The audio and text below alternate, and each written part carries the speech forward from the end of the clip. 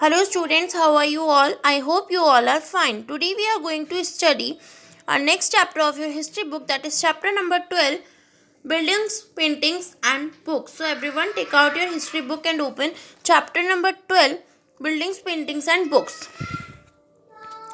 Marutha and the Iron Pillar. Marutha was so excited. Marutha बहुत ज़्यादा excited था. His brother and had propelled his wheelchair all along the dusty stony path past the towering Qutub Minar and up the metal ramp. क्योंकि जो उसका brother था वो उसको ये सब चीज़ें कुतुब मीनार वगैरह दिखाने के लिए वहाँ से उसको लेकर जा रहा था. It had been tough but now he was here. ये बहुत टफ था उसके लिए, लेकिन अभी वो यहीं पर था. In front of the famous iron pillar, एक बहुत ही फेमस आयरन पिलर के सामने. It was an unforgettable experience. ये उसके लिए बहुत ही ज़्यादा अनफॉरगेटेबल एक्सपीरियंस था. Metallurgy. Ancient India metallurgist made major contributions to the metallurgical history of the world. जो मेटलर्जी बहुत सारी पुराने जो मेटलर्जी थे उन्होंने बहुत सारी मेटलर्जिकल हिस्ट्री है उनके ऊपर, क्योंकि उन्होंने बहुत सारी चीज़ें इसमें कंट्रीब्यूट की हैं. Archaeological excavations have shown the Harappans were master craftsman. Archaeological के एक्सकेवेशन से हमें पता चला है कि जो हड़प्पन में बहुत सारे मास्टर क्राफ्टमैन थे जिनको इन सभी मेटल्स की, जैसे कॉपर की, इन सभी की नॉलेज थी. वो ब्रॉन्ज भी मैन्युफैक्चर करते थे, उसमें कॉपर और टिन मिक्स करके. While the Harappans belong to the bronze age. जो हड़प्पन्स थे वो ब्रॉन्ज एज से बिलोंग करते थे एंड आयरन एज से भी. Indian produced highly advance type of iron, forged iron, wet iron and cast iron. और इंडियंस भारी तरह के आयरन भी प्रोड्यूस करते थे. The Iron Pillar at Mehrauli, Delhi is a remarkable experience of the skill of Indian craft persons. Iron Pillar कहाँ पर है? मेहरौली, दिल्ली में आयरन पिलर है, जो कि बहुत ही ज़्यादा रिमार्केबल एक्सपीरियंस है वहाँ के क्राफ्ट्समैन का. इट इज़ मेड ऑफ, वो 7.2 मीटर लंबा है एंड उसका वेट 3 टन से ऊपर है और वो करीब 1500 साल पहले बनाया गया था. हमें उसकी डेट इसलिए पता है बिकॉज उसके बारे में एक इंस्क्रिप्शन में लिखा है, और वो इंस्क्रिप्शन किसके ऊपर बेस है जिसमें कि एक रूलर थे चंद्र, उनके ऊपर बेस है, जिसमें उन रूलर के बारे में भी बताया गया है. तभी हमें इस आयरन पिलर के बारे में पता चला. और वो जो रूलर थे चंद्र, वो गुप्ता डायनेस्टी से बिलोंग करते थे, जिनके बारे में हमने चैप्टर 11 में पढ़ा था. Okay, now buildings in bricks and stones. The skills of our craft persons are also apparent in the buildings that have survived. जो क्राफ्ट पर्सन्स की स्किल्स थी वो हमें उन बिल्डिंग्स में आज भी पता चलती है जो बिल्डिंग अभी भी सर्वाइव कर रही हैं. जैसे कि स्टूपास का मीन्स होता है माउंट, कोई मूर्ति. While there are several kinds of stupas, यहाँ पर बहुत सारे तरीके के स्टूपास हैं. राउंड भी हैं, टॉल भी हैं, बिग भी हैं और स्मॉल भी हैं, और उन सभी में कुछ ना कुछ कॉमन फीचर भी है.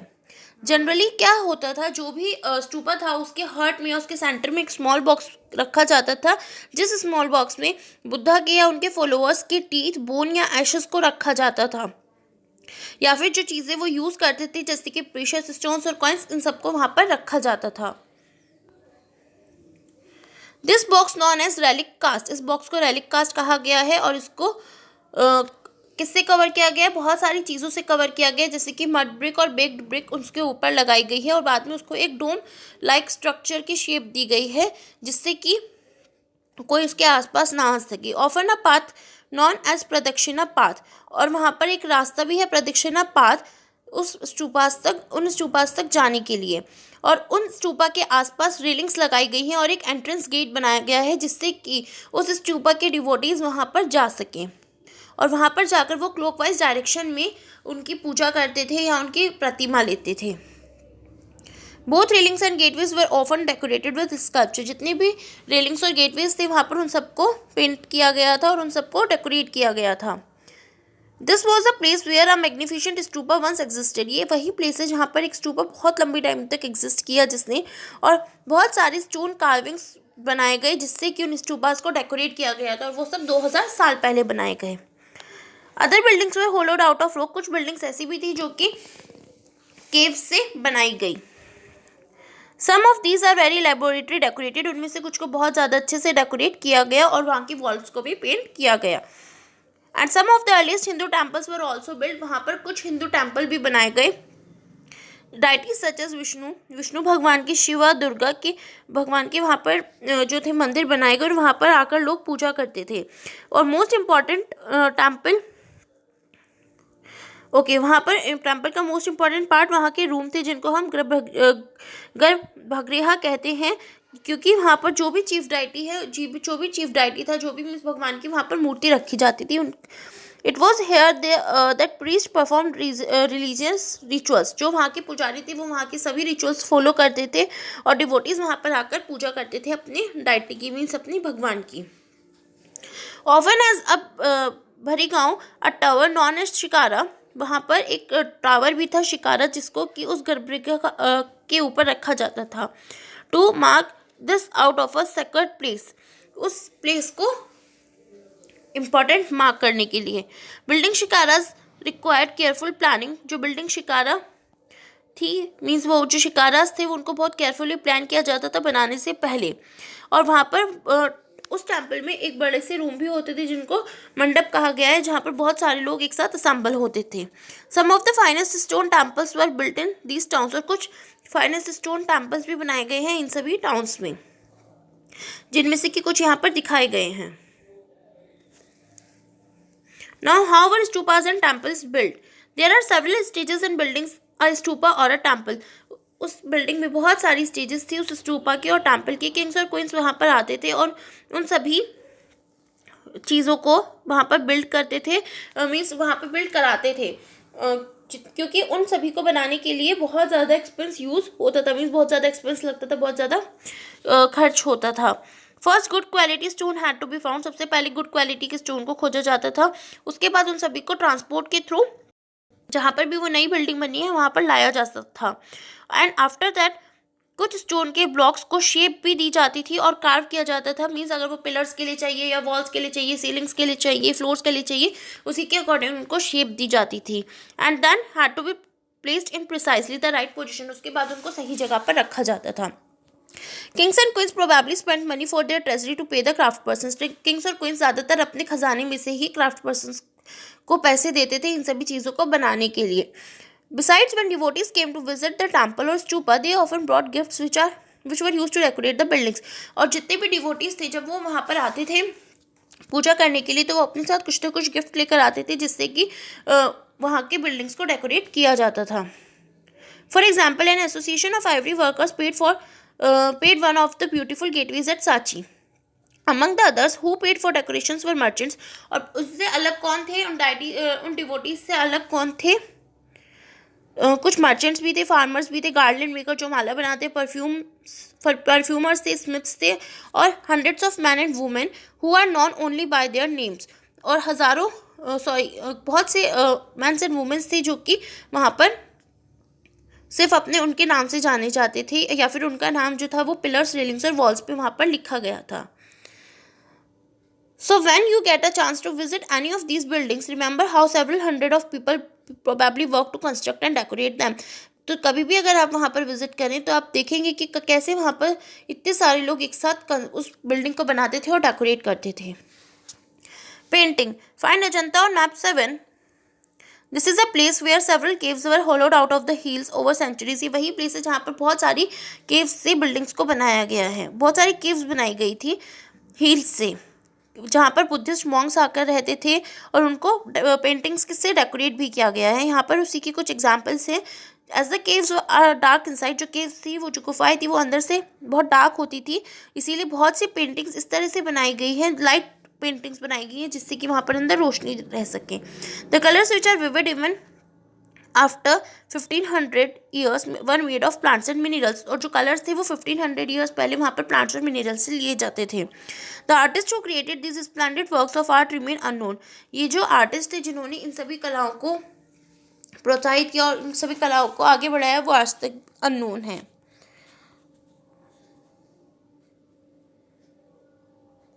Okay, the world of books, some of the best known epics were written during this period. बहुत सारी एपिक्स इस टाइम पर लिखी गई थी। एपिक्स बहुत बड़ी लॉन्ग कंपोजिशन होते हैं जिनमें हीरोइक मैन एंड वुमेन के बारे में या फिर गॉड्स की स्टोरीज को बताया गया है।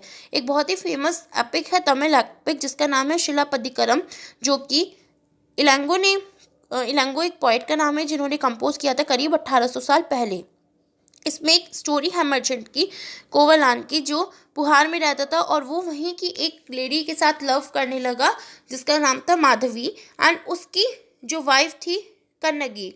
उस कोवलान की एक जो मर्चेंट था कोवलान, उसकी एक वाइफ भी थी। उसके कुछ टाइम बाद जो मर्चेंट था और कन्नगी थी उसकी वाइफ, उन्होंने वहाँ से उसको बाहर मीन्स वो वहाँ से बाहर चले गए पुहार से और जाकर मदुरई में बस गए। And where he was wrongly accuse by theft, जहाँ पर जो लोग थे उन्होंने उसको चोर समझकर वो राजा के सामने ले गए और राजा ने उसे सजाए मौत सुना दी।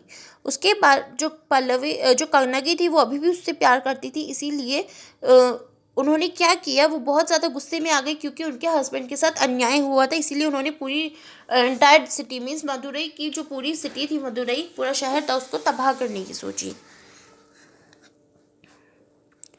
अनदर तमिल एपिक द मणिमलकाई, एक और तमिल एपिक था मणिमलकाई जिसको सत्यनारायण ने कंपोज किया था करीब 1400 साल पहले। इसमें कोवलान और माधवी की एक बेटी भी थी, उसके बारे में बताया गया है। These beautiful compositions were lost to scholars for many centuries, और जो ये कंपोजिशंस थे ये बहुत सारे सेंचुरीज तक मीन्स बहुत समय बाद ये खो गए थे। Other writers such as Kalidas, जो और राइटर्स थे जैसे कि कालिदास, उन सभी ने बहुत सी चीज़ें संस्कृत में लिखी। Now recording and preserving old stories. A number of Hindu religious stories that were in circulation earlier were written down around in the same time. बहुत सारी हिंदू रिलीजियस स्टोरीज भी इस टाइम पर लिखी गई थी, इसमें कि पुरानाज इंक्लूड है। पुराना का मीन्स होता है ओल्ड। पुरान्स में बहुत सारी स्टोरीज लिखी गई हैं गॉड्स और गॉडेसेस की, जैसे विष्णु, शिवा, दुर्गा और पार्वती की। उसमें बहुत ज़्यादा डिटेल भी दी गई है वहाँ पर पूजा जैसे की जाती थी उसके बारे में। Besides there are accounts about the creation of the world, और बहुत सारे अकाउंट्स भी थे मीन्स वहाँ पर इस तरह की भी चीज़ें थी जिसमें कि वर्ड की क्रिएशन के बारे में बताया गया है और राजाओं के बारे में भी बताया गया है। The Purana were written in simple Sanskrit words, Purana को सिंपल संस्कृत में लिखा गया है जिससे जो कि हर कोई पढ़ सुन सकता है, वुमेन्स और शूद्रास भी। Who were not allowed to study the Veda, जिनको वेदों को आप वेद पढ़ने की जिनको इजाज़त नहीं थी, वुमेन्स और शूद्रास को, वो भी इसको पढ़ सकते थे। They were probably recited in temples by priests, और वो सभी पुराण जो थे वो प्रीस्ट के थ्रू टेम्पल्स में रिसाइट भी किए जाते थे और बहुत सारे लोग आकर उनको सुनते थे। दो संस्कृत एपिक थे जैसे कि महाभारत और रामायण, बहुत ही पॉपुलर थे वो, और जिनको आप अभी भी जानते हैं। महाभारत में क्या है, Mahabharata is about a war fought between the Kaurava and Pandavas. Mahabharata एक युद्ध था जिसको कौरव और पांडवों ने लड़ा था, और कौरव और पांडव आपस में ही कजन्स थे। This was a war to gain control of the throne of the Kurus. ये युद्ध इसलिए हुआ था क्योंकि वो चाहते थे कि वो कुरु पर अपना कब्जा जमा सकें या फिर वो उनको वहाँ की राजगद्दी मिल जाए। The story itself was a old one, ये स्टोरी आपस में ही अपने आप में ही एक बहुत पुरानी स्टोरी है जिसको करीब 1500 साल पहले लिखा गया था। Purana and Mahabharata are suppose to have compiled to Vyasa. The Bhagavad Gita about which you learned in chapter 10 was included in the Mahabharata, जो भगवद गीता है वो भी महाभारत में ही इंक्लूडेड है। रामायण में राम भगवान के बारे में बताया गया है जो कि कहाँ के प्रिंस थे, कौशल के प्रिंस थे जिनको वनवास भेज दिया गया था। His wife Sita and abducted by a king of Lanka, okay, जो उनकी वाइफ थी सीता उसको लंका के किंग रावण ने उनका अपहरण कर लिया था, इसीलिए राम ने उनसे युद्ध किया। He won and return to Ayodhya, उसके बाद वो जीत कर अयोध्या वापस आए। अयोध्या कौशल की कैपिटल है। Like the Mahabharata this was an old story, इसी की तरह महाभारत की तरह ये भी एक बहुत ओल्ड स्टोरी है जिसको किसने लिखा था, वाल्मीकि ने लिखा था। Stories told by ordinary people also told stories, compose poems and song sang dance and perform plays. Ordinary peoples जो थे उन्होंने बहुत सारी स्टोरीज बताई हैं, बहुत सारी पोएम सॉन्ग्स कंपोज किए हैं, बहुत सारे प्लेस परफॉर्म किए हैं। Some of these are preserved in collections of stories such as, इनमें से कुछ को स्टोरी फॉर्म में भी लिखा गया है जैसे कि जटक्का और Panchatantra, which were written down around this time, जो कि उसी टाइम पर लिखी गई थी। Stories from the Jataka were often shown on the railings of the stupas and in paintings in places as such as Ajanta. Okay, और जो ये स्टोरीज है जटाका की वो ज़्यादातर स्टूपा की रेलिंग्स पर या फिर उनको पेंटिंग फॉर्म में पेंटिंग की तरह से अजंता की केव पर शो किया गया है। Writing books on science. This was also the time when Aryabhatta, a mathematician and astronomer, wrote a book in Sanskrit known as Aryabhatiyam. ये उस समय की बात है जब आर्यभट्ट भी थे, और आर्यभट्ट कौन थे? एक मैथमेटिशियन और एक एस्ट्रोनॉमर थे जिन्होंने एक बुक लिखी थी संस्कृत में, Aryabhatiyam. He stated that day and night were caused by the rotation of the earth on its axis. उन्होंने बताया था कि जो दिन और रात होते हैं वो पृथ्वी के अपनी एक्सिस पर घूमने के वजह से होते हैं। Even though it seems as it the sun is rising and setting every day, कि सूर्य रोज उगता है इसीलिए और रोज छिप जाता है। He developed a scientific explanation for eclipses as well. उन्होंने एक्लिप्सिस की भी एक साइंटिफिक एक्सप्लेनेशन दी थी, और उन्होंने सर्किल का सर्कमफ्रेंस कैलकुलेट करने का भी रास्ता खोजा जिसको हम आज भी यूज़ करते हैं।